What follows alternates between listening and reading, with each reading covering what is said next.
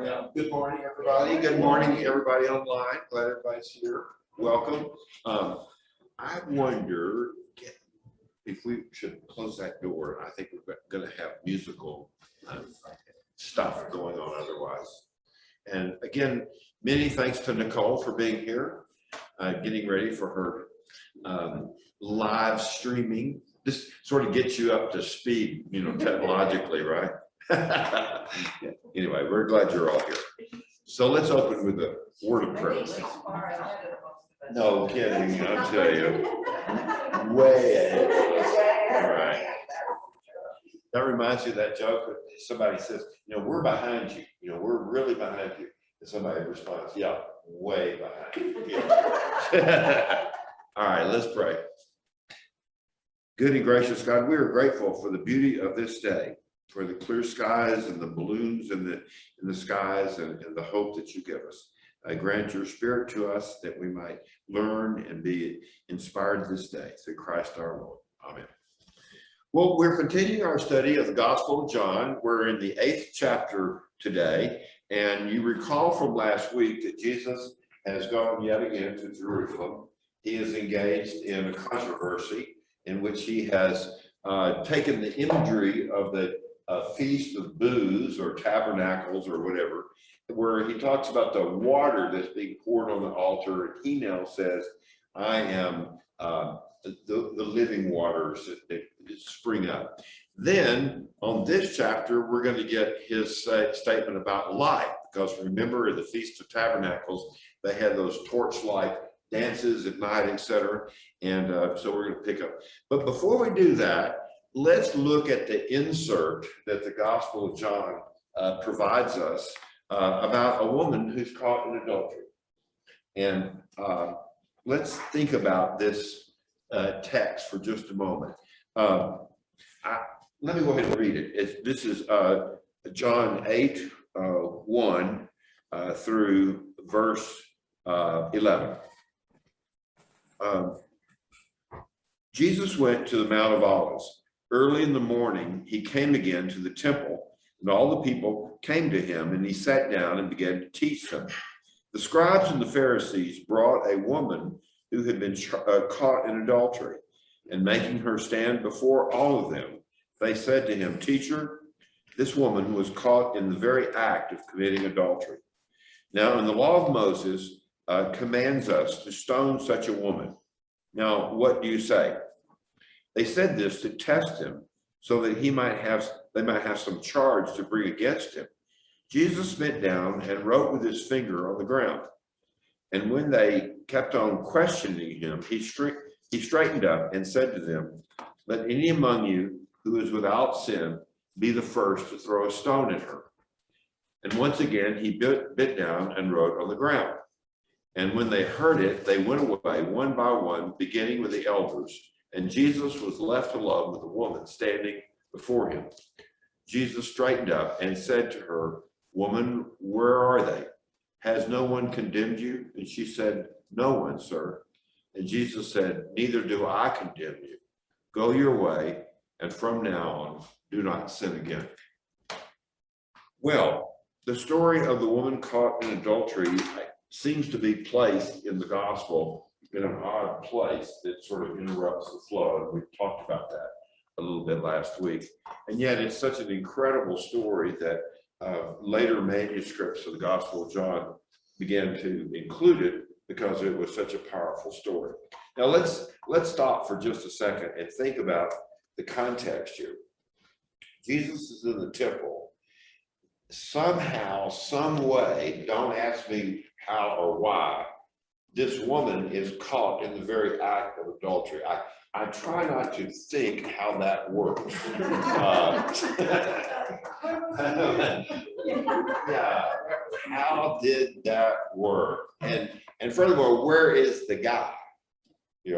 Why didn't they catch it? Could he run faster? That basically it. Maybe he caught him. Yeah, maybe he accused her. Yeah, there you go. So there's some details about this story that we don't know the answer to, and I guess it's better left unstated, right? But the point is, this becomes a test case for Jesus, right?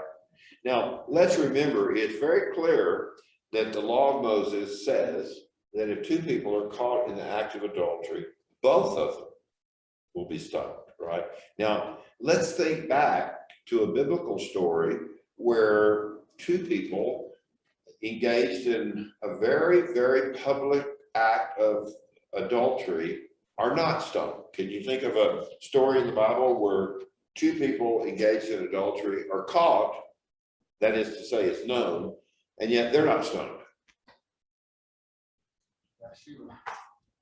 David and Bathsheba. Now, normally, as they say, the king gets a pass, right? Is that the way it works? Yes. You know, I think it would have been, but the truth be told, Warner, the truth be told is that David and Bathsheba really should have been stoned, right? Right? right, yeah, okay, you know. And they didn't find anybody without sin.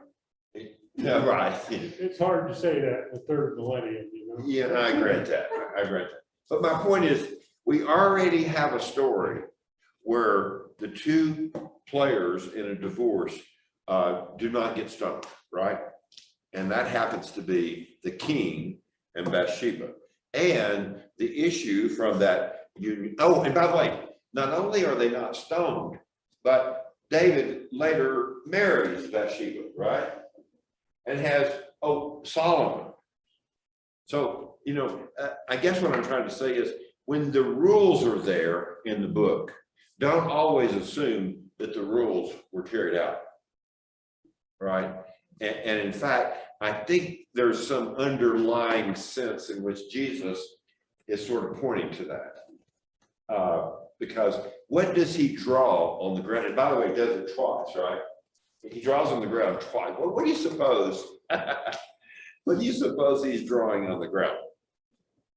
Doodling? Trying to figure out what to say? Is that, you know, I know a lot of friends who find that when they doodle, it helps their thoughts, you know. So was he doodling or was he writing something? The movie people love to say that he was writing, you know, their sins so they could read them. Oh, so the sins of the guys with the rocks? Okay. Yeah. I don't know. I mean, I have no idea what he's writing. But apparently he writes something and that sort of throws him off a little bit. Exactly. Now, there's an old Catholic joke that I love very much. It goes like this. You know, Jesus says, those without sin cast the first stone. And a stone goes by his ear and he looks around and he says, Mother, how could you? My Catholic friends love that joke anyway. Mother, anyway. But so here's the deal. He writes something and then he says to them, those of you who are without sin, cast the first stone. Now in the book of Moses, there is no indication that the executioners have to be without sin. I mean, that's just not assumed, right? But in this case, I think it points to how and why they got this woman in front of Jesus in the first place. In other words, the text tells you they tested. So their motive for doing this sort of inquiry was probably so skewed that maybe the real sin was why they got her there in the first place and how they got her there in the first place. I don't know. Anybody have a thought here? Because I'm just grasping at straws, really. It's been a puzzling text for me for a long time. We seem to be testing him all the time. Oh, of course, There entirely. was the time that they came up with a pigeon in their hands. There was a pigeon alive or dead. Just besides this, you know. So it depends on what I say, you're gonna make it the other way. Well, the gospel text for today is another one of those tests, and it happens to be about divorce. And Matthew's sermon is about that test. Anyway, here's the point. They they realize that Jesus has sort of caught them in the act, if you will, and they walk away without throwing any rocks. And then Jesus' interchange with her is so interesting because he acknowledges that a sin has happened, but then he offers forgiveness and encouragement not to do it again. You know, one commentator I read said, imagine if Jesus were back in Jerusalem a week later and they caught her again, you know. Now we're talking, what are we talking about now? You know, are you talking about 70 times 7? What are we talking about? But here's the point. She accepts the fact that no one has condemned her, and then he ends up saying, neither do I condemn you. Go away, and from now on, do not sin again. So the assumption in the text is something was wrong, but probably what was really wrong was why and how they found this woman to drag her in front of Jesus. That's kind of my take on this story. What do y'all think? Sounds like a good take to me. That's all I can say. Does anybody else have a take on this story? Because it's an interesting combination of acknowledgement of wrong and forgiveness. It doesn't dodge the issue of adultery being wrong, but it also says, like David and Bathsheba, there can be forgiveness. I mean, in Israel's history, the big adultery story was always David and Bathsheba, and they both deserved to be stoned, and they were not. Frank? Yes. I think when I read this and when I read it or heard it read, it's always made me think of one of Jesus's main thrusts during his ministry, which is his profound objection to hypocrisy. Yep. And their hypocrisy is exhibited by their using this woman to test Jesus. You know, they're not really looking for the truth. They want to put Jesus in a difficult position. And that's the hypocrisy. It's not, oh, this is Israel's holy ground and we've got to have people living holy lives. No, they just want to put Jesus in a bad place, right? But he's so smart. I mean, he acknowledges the sin and then he offers forgiveness, just like David and Bathsheba. So it wasn't so out of the realm of possibility. Here's one quick thing I'll tell you. Y'all realize how many offenses in the Old Testament are punishable by stoning? It's a lot. If you look at the 10 Commandments, the first, the only 2 commandments of the 10 Commandments that was not punishable by capital punishment was the one on theft. Theft was largely punished by restitution. Israel didn't have jails. You didn't have jails in Israel. If you committed offense, here were the 3 options: restitution, which was the largest, banishment to a city of refuge or something like that, or capital punishment. The 10 Commandments, the only 2 that are not punishable theoretically by stoning would be theft and envy. And the reason lying could be a capital offense if your lying led to a death of someone else. So think about that. All the first 4, the religious sins, working on the Sabbath, taking the Lord's name in vain, graven images, that sort of stuff, death, right? Not honoring your parents. A recalcitrant kid could be stoned, right?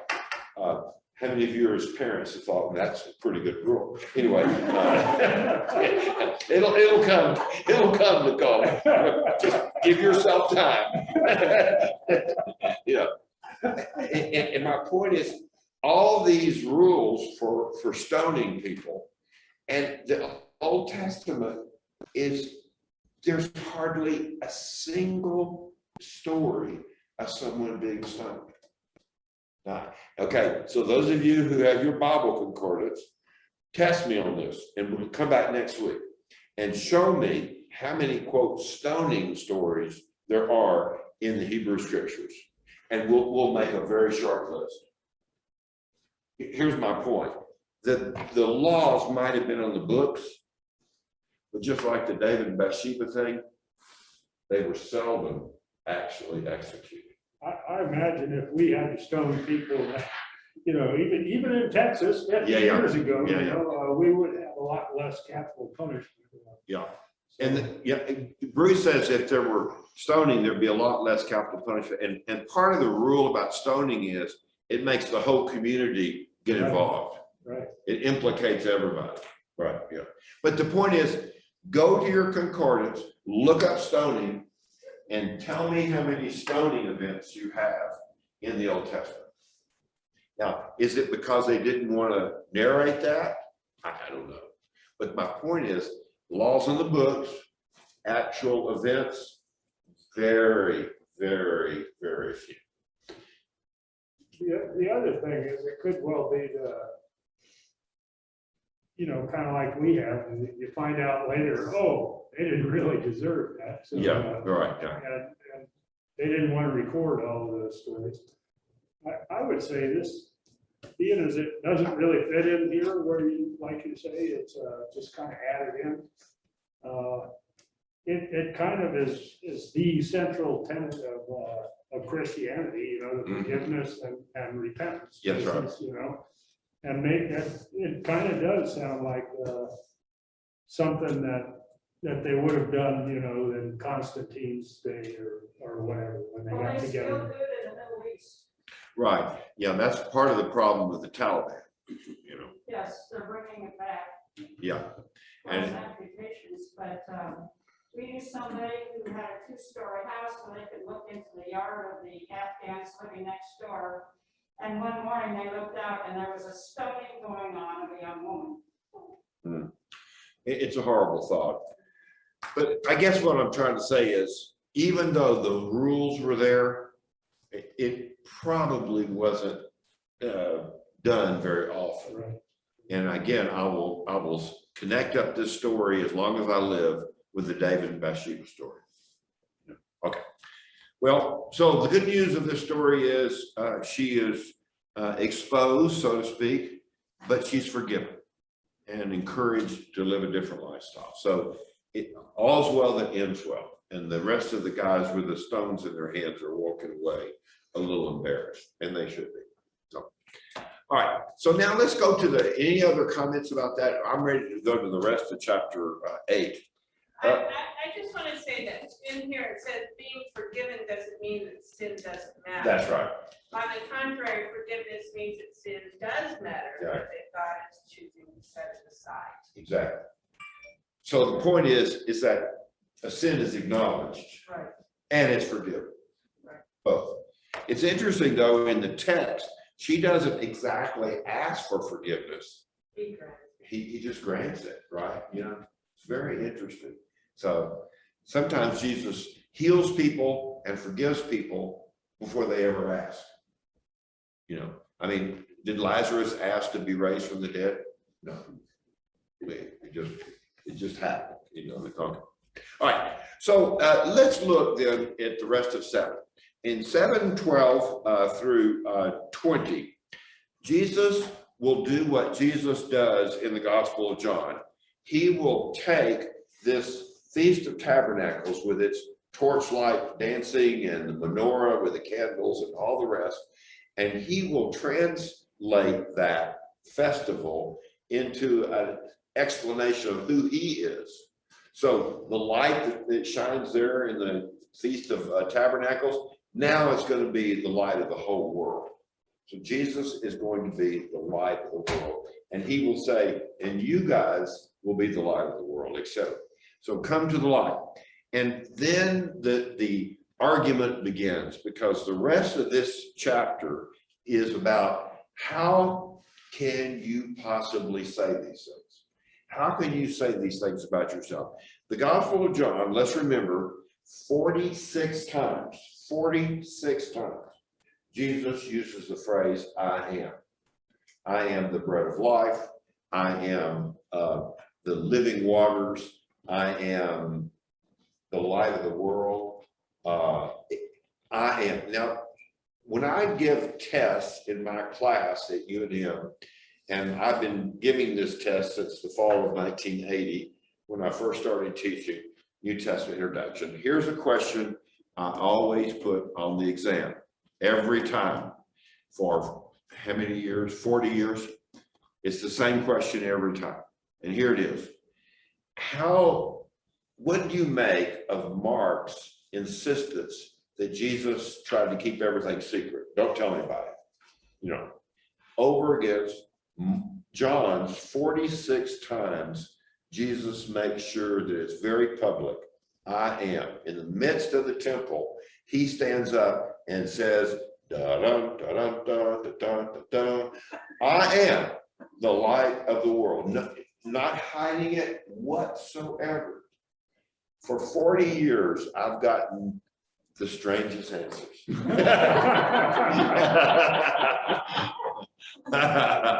I mean, oh, Judy, you know, I should write a book on all the answers I've gotten on this one. Okay, so here I'm going to ask y'all, my dearly beloved friends at First Pres and across the world, what do you make of this different portrayal of Jesus? Gospel of Mark, secrecy all along, to John making it so public. What do you make of that? Did Jesus talk was one day, like Tuesday, Thursdays, and Fridays, he was secret, but then on Mondays, Wednesdays, and Sundays, he was very public? I mean, Well, Frank, it has a lot to do. Go ahead, Lane. It has a lot to do with when they were both written. Yeah. And where the theology of the early Christian church had moved in that period of time. And it's fairly clear that initially Jesus was a rabbi. He was a informed and inspiring rabbi. And then later he, as that thing, Art Ehrman in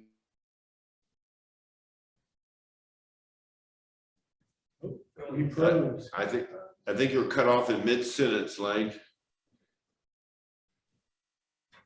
what? I think you were cut off in mid-sentence, sorry. Okay. I lost you for a minute as well. Yeah, the last word we heard was Ehrman. Oh, well, you know, as Christian theology moved along, Jesus became God. He didn't start out there, but he eventually became God. And John is a reflection, as a later scripture, as a gospel of that. I'd chalk it up to writer's perspective too. I mean, they're trying to do different things in two books. Yeah, Bruce said a writer's perspective informed this. Lane talked about the theology of the writers. Both of those are good. I think part of it, I said it, I think the first day, that the Gospel of John is written for a church in the 90s that's about to experience some real serious persecution from the Roman Empire, because the book of John is written about the same time the book of Revelation was written, where the empire is becoming beastly. And they need a Jesus who will stand and deliver and will not try to be secretive, but very assertive about who he is. So what the church was saying about Jesus, now John puts it into Jesus' mouth. I honestly have to admit that I think Matthew, Mark, and Luke probably are closer to how Jesus taught. I mean, for instance, in the Gospel of John, there are no parables. What? You're just still letters in the back of my car. You have to see and hear for yourself. In the Gospel of John, you don't need parables. I mean, Jesus is just going straight up and saying, I am, and in just a moment, he's going to say something that is one of the most astonishing things in the entire New Testament. He's going to say this, and I quote, before Abraham was, I am. Now, that's probably as clear a self-assertion of, what shall we say, divinity, as you will find in the Gospels. And otherwise, in the synoptic gospels, Matthew, Mark, and Luke, there's nothing like that. Nothing like that. But when we get to John, you need that assertive Jesus who needs to speak truth to power. And that's where the church was. So I look at it this way.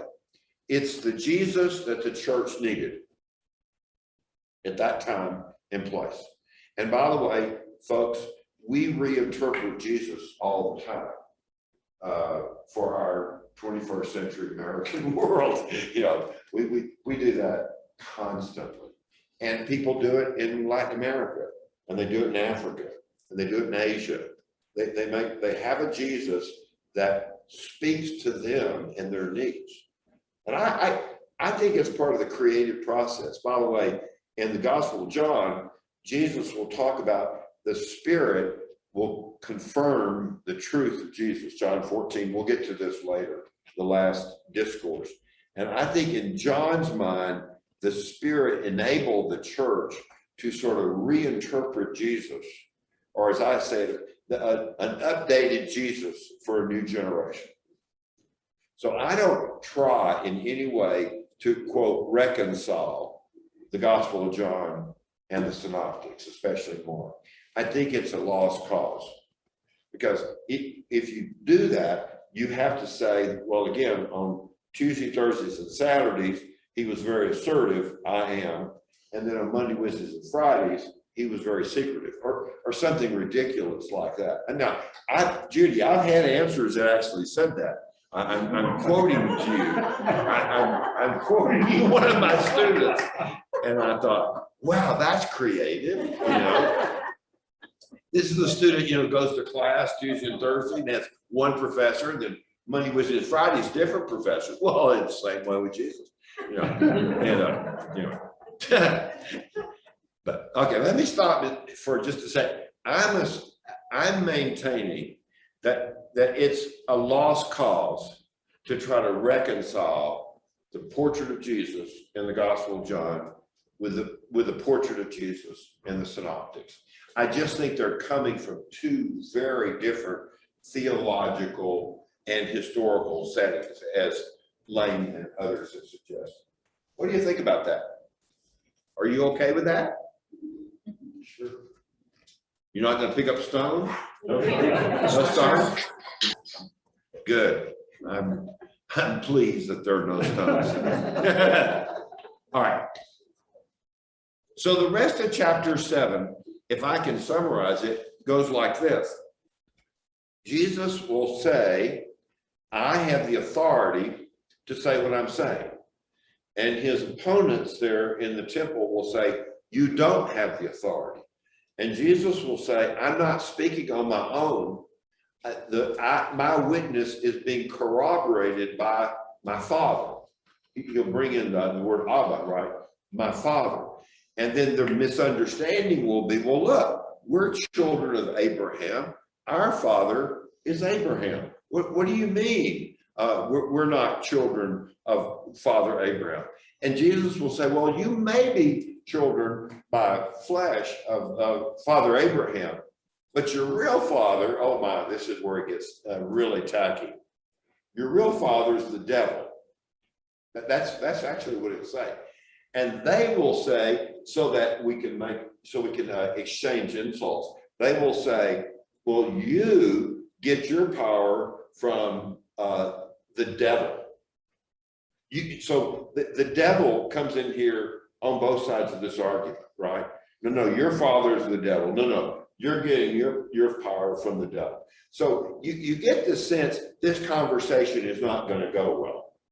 And it's not going to lead to anybody changing their minds. By the way, I've watched people this past couple of weeks go to school board meetings and start screaming about these things. Have you noticed that? Yeah. Do you think one mind has been changed by the volume getting higher? I'd be surprised.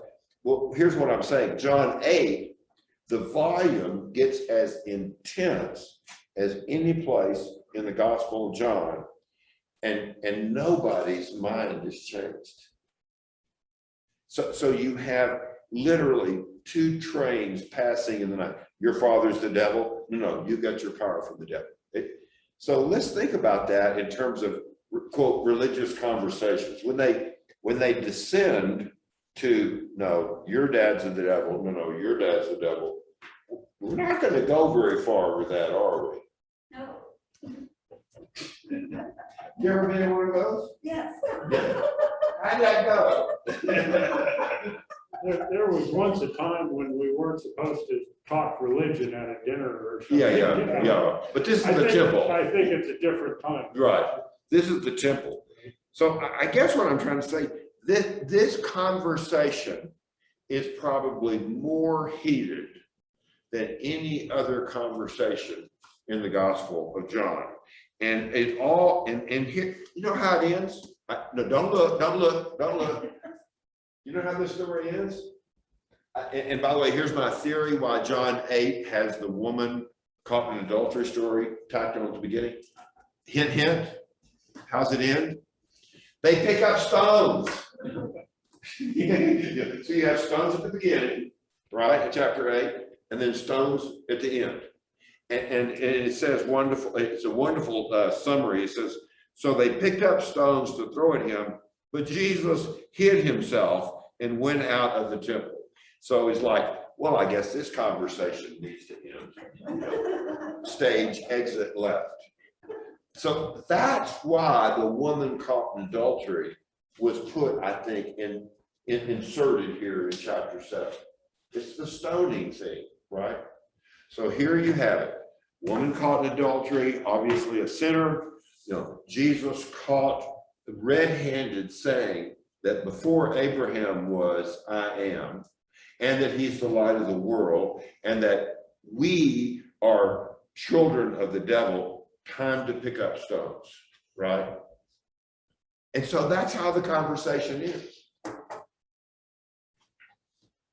you tell them the one with the least it's to throw the first stone. Yeah, the idea is, so the one with the least sin gets to throw the stones again at the end. And Jesus doesn't give them the opportunity. By the way, in Luke 4, when Jesus gives his first sermon to his hometown crowd, and it doesn't go so well, they lead him off to the brow of the hill. By the way, I've been to that little hill, or so they say, for $10. I could go to the hill. And it's a pretty good drop off right there. And it says that he, quote, passed through the midst of them. Jesus was a pretty good escape artist.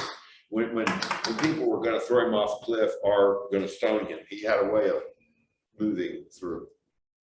I guess I'm trying to emphasize how conflictual chapter 8 really is. And when the discussion moves like this, your father is the devil. No, your father is the devil. It can't go but much beyond stoning. I mean, how do you resolve that issue? Well, stoning, that's It's what. called splitting and ever splitting. Pardon? It's called splitting and ever splitting of churches. Yeah, the splitting of churches. Okay. So here's what I want to suggest to you. Rabbi Harry Rosenfeld and I in March are going to give a lecture at the Oasis on Jesus from the perspective of the Jewish community and the Christian community. And here's what I'm going to say to Harry. Harry, we're not going to talk about the Gospel of John because shows how intense the disagreements had become between the early Christian community and the synagogue by the time of the 90s. I mean, it had devolved down into what? Stone throwing, name calling, that sort of thing. And so chapter 8, I think in my opinion, chapter 8 is a cautionary tale about what happens when a religious discussion devolves down into name calling. It can only end in one way. Get a rope. Get a rope, and then we're in trouble. By the way, when I teach ethics, philosophical ethics, one of the topics is relativism. Relativism says, when in Rome, do as the Romans do, right?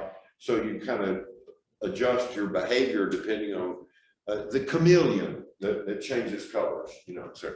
And some people have proposed that relativism would solve world conflicts, you know, so that when you go to one place, you eat that kind of food or whatever. But the truth be told, relativism is the least tolerant of all the philosophical positions. When you're in Rome, by God, you do as the Romans do. And if you don't do as we do, we will do unto you as you don't want to have done to you. I mean, anyway, okay. and my point is, relativism seems like a nice solution to the problem of diversity, but in truth, it's exactly the opposite. And what I would maintain is when religious positions get so entrenched that it devolves down to, you're the devil. No, you're the devil. There's only one way to decide it, and that's violence. And by the way, that's how we get religious violence in the world. So the fact that this story ends with an attempted stoning should not surprise us. And by the way, not long after this story, the people of Jerusalem will succeed in killing Jesus, you know, at least the way John tells the story. Okay, I've been on kind of a hobby horse because chapter 8 to me, if you just look at it structurally, is the perfect analog to what happens when religious discussions and disagreements start devolving down into name calling. It almost always means what? Grab a rope, get some stones, get the guns, fire the cannons, you know, shoot the missiles. Huh? Yeah. And there we are. And I think when we watch what's going to happen in Afghanistan, we will see a lot of this stuff, you know, coming up, and it's pretty frightening. Well, I think I've just taken all the wind out of our sails here this morning. What are y'all thinking? I'm interested in what you're thinking. Is there a way that relativism could be, to an extent, brought about? Right. Well, there's sort of a version of relativism. It's called cultural sensitivity. You know, when I would go into Muslim countries, for instance, I wouldn't order, you know, ham hock, you know, which is not what you do. And so, I mean, there's that. But what relativism says in a way is, no, you really must change, so that if you come over here with us, you really must be someone who does not eat pork ever, you know, that sort of thing. That's different than being sensitive in a multicultural setting to, well, for instance, when we were in Turkey, it was often the case we'd go into mosques that the women in our group would wear a scarf. But that doesn't mean that when they come back to the United States, they wear scarves. You know what I mean? It's just being culturally sensitive. So I think there's a soft form of that, which is called multiculturalism. Yeah. The other thing is this, the relativism, I don't know, when you come down to religion in my book, and I know I'm a little odd in this, but it comes down to living the good life, you know, being the best you can be, and being good to other people, and so on and so forth. And I can see that even the Taliban think they're doing that, you know. Well, I'm sure they do. They believe what they believe. Absolutely. All the religions basically come down to the fact that you're practicing something that hopefully makes for a better society, right? And that's very easy for me to tolerate. I mean, Yeah. Well, until it comes to something like the Taliban. Yeah. Right. Well, you know, in this text, part of the issue is their sincerity. And the people who drug that woman in front of me, obviously there's hypocritical motive, you know what I mean? And that Jesus sees through them. Well, the I'm right and you're wrong Yeah. argument is, Yeah. which, I don't know, little kids. Yeah. You know, it doesn't work very good in any situation, you Yeah. know, not just religious situations. And here's what I would remind us. By the 90s, the break between the synagogue and the early church was pretty complete. And whereas in Matthew's gospel, you sort of have this dialogue going on between the church and the synagogue and pointing out the hypocrisy of the leaders and all that in Matthew 23. There seems to be some possibility that some of those would come over. By the time you get to John, that breaks pretty complete. And that's why, if I can say this again, Nicodemus plays such an important role in the Gospel of John. Because in 3, he's clueless. In chapter 7, at the end of John, he's starting to come into the light. By chapter 20, he's going with Joseph of Arimathea to take the body down from the cross. He's publicly exposed. So that counterpoint to the resistance to Jesus is Nicodemus. Nicodemus is the bright shining light in the Gospel of John. I'll point something else out is that organizations, you know, groups of people Yeah. often cause that kind of thing, you know, that you get together in a mob. I mean, Yeah. and it can be Pharisees or whatever. Yeah. Reinhold Niebuhr wrote a very famous book in the 30s called Moral Man and Immoral Society. And he was very concerned about what happens to people in groups. In groups or in a mob, they act much worse than they would individually. Right. So in chapter 8, you have, in a sense, a mob. At the end of 7, you have this individual Nicodemus who's stepping forward. And I think there's some truth to that in the Gospel of John. Whenever you get groups together in the Gospel of John, they almost always act worse than they would as individuals. Yeah. I want to read you a section in chapter 8 that I think is so interesting. And notice the misunderstandings in the word. This is in 8:32. The Pharisees heard the crowd muttering such things about Jesus, and the chief priests and Pharisees sent temple police to arrest him. And Jesus then said, I will be with you a little while longer, and then I'm going to him who sent me. You will search for me, but you will not find me, and where I am, you cannot come. And the Jews said to one another, where does this man intend to go that we will not be able to find him? Does he intend to go to the dispersion among the Greeks and teach the Greeks? What does he mean by saying, you will search for me and you will not find me, and where I am, you cannot come? There's such a rich misunderstanding there that Jesus is talking about coming from God the Father and returning to God, and they think he's going to the Greeks. And here's the rich irony of this passage. He will be going to the Greeks. You know, that's where he's headed. And in fact, this gospel sort of lets you know that the folks who will listen end up being Gentiles. Gentiles become the major audience of the church. By the time the 90s have come, the gospel is shifting pretty much to the Gentile world. And by the 100s, really, very, very few Jewish Christians. You know, when Paul said, in Christ, there is neither slave nor free, male nor female, Jew nor Greek.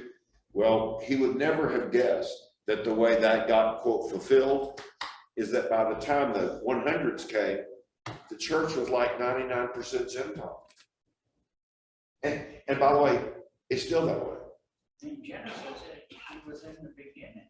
In the beginning. Yeah. So, yeah, that's, you know.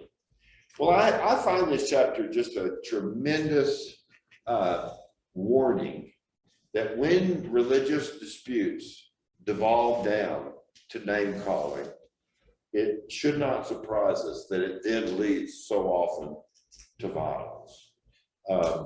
Robert McAfee Brown wrote a book years ago called Religion and Violence, in which he talked about the hardening of positions and how difficult it is for people to sort of stop that kind of clenched fist and kind of open their hands to finally find common ground. Northern Ireland has been a kind of a test case for all this. And by the way, Northern Ireland is our folks, it's our Presbyterian folks, you know, that are deeply involved in that conflict. And how you get Presbyterians and Anglicans to reach out and shake hands with Catholics when there's been, what, 20 years of violence? And amazingly enough, there is peace there now. Amazingly, it can happen. But boy, the process of going through it is difficult. Anyway, I just think this chapter keeps reminding me, you got to move from calling names to sort of naming your position and negotiating until finally you can put the rocks down, you know, and not stone each other. You know, maybe the point is those without sin cast the first stone. Maybe at the end there, that's what needs to be said. You guys without sin, well, yeah, start stoning Jesus. Go ahead. Okay, your thoughts. We hit religion and violence, haven't we, today? There's some good history there. You go back to the Middle Ages, it's Christians versus Muslims. That got to be a big deal. And then and after Martin Luther came along, it became Protestants versus Christians versus Christians. Yeah. And it was serious. And I think I don't know the early church history that well, but I think it was pretty bad in the first couple of hundred years. It was. Yeah. Yes. Okay, so I guess what I would say, a final thought here is the way the Gospel of John structures this chapter, chapter 8, is the crescendo is when Jesus announces, before Abraham was, I am. And that sort of parallels what happens in the prologue. In the beginning was the Word, and the Word was with God, the Word was God. And so John translates that into Jesus saying that he pre-exists Abraham. Oh my, if you're a pious Jew, that is like a stick in the eye. I mean, it's just Jesus jabbing him, you know, in a way. And I think this is the most aggressive that you'll find Jesus in the entire gospel. In this chapter 8, and that I keep saying that because it ends where you would expect it to end, with a stoning, right? Anyway, well, dear friends, I don't know. Any other thoughts? Let's just be careful how we structure our religious conversations. So, I guess the question is, when did tolerance become a thing? I mean, it seems to be these days. Is there tolerance these days? Well, it gets a lot of licks in the city, right? But yeah, I don't know. Well, I think the vision of a peaceful kingdom is always a hope or utopia. God ultimately will bring about this kingdom. That's right. Yeah. Sort of thing, So, well, and the perception of what the words mean. I bet you, just like a Jewish synagogue went around here and said, "What does this word mean to you?" It would mean something different to almost everybody. Yeah. So when you hear somebody's conversation, you're hearing with your receiving modality. And they think they're saying something and you're hearing something else. That's true.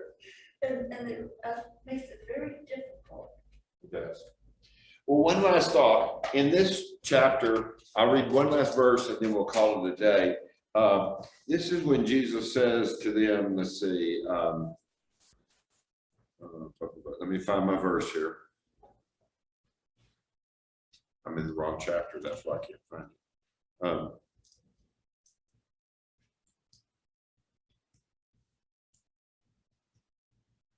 Well, I'll paraphrase what he says. The hope in John 8 is this. Jesus says, when I'm lifted up, will draw all people to myself. And so in the Gospel of John, as is true throughout the New Testament, the one thing that brings people together who are enemies is the cross. It's the cross that finally can bring folks together and find fellowship. And I find that to be an incredible statement in the midst of this chapter where he's talking about his impending death. He will say that his death actually draws people to him, the manner of his death. And in the Gospel of John, we'll see that happening later when we get to there, okay? All right, so dear friends, next week, one of my favorite all-time chapters in the Gospel of John, chapter 9, the man born blind, okay? So we will gather next Sunday around chapter 9, all right? So peace and grace, God bless, see you guys later.